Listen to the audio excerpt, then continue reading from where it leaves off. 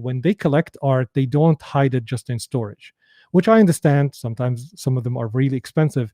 But one of them, what they do is they give their collection to a museum to preserve and to showcase. We see that all the time when you go to a museum. I remember going to the museum in Seattle, and there was a whole collection, like a whole wing that is taken by a collection of a family, a husband and a wife, that gifted to the museum.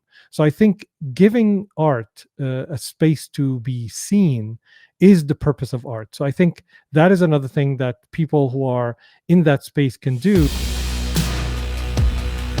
Talk about what's a practical way let's talk about tax, right? Like reinventing the way we do capital gains tax solutions. Like, what would you say would be a practical step for someone who's in like finance, real estate, some kind of business wealth advisory?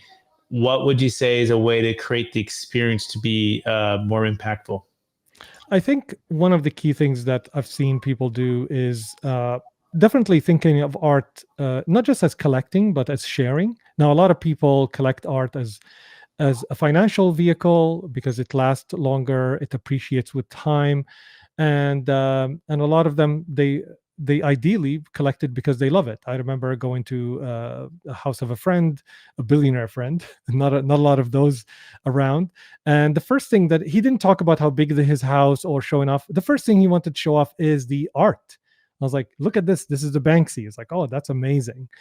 So the something that connects us, like, showing off furniture or like, a house doesn't really connect us, because what you like may not be what I like. But through art, I can see kind of more about your thoughtfulness and your approach to things, and why. I can ask, like, why did you like that?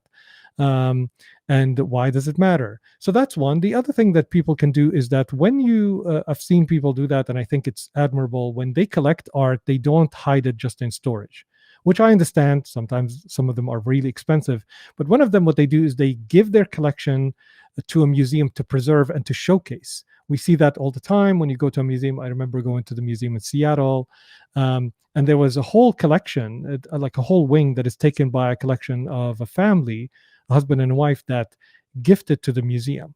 So I think giving art a space to be seen is the purpose of art. So I think that is another thing that people who are in that space can do. And also, when you said real estate, what occurred to me is that a lot of times knowledge in art and using, let's say, access to art, you can advise people on what to show.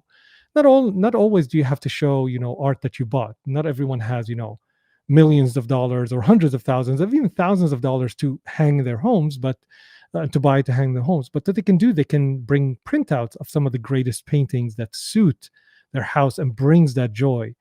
The painting that we had in our living room was the painting that everyone always talked about whenever they visit our home.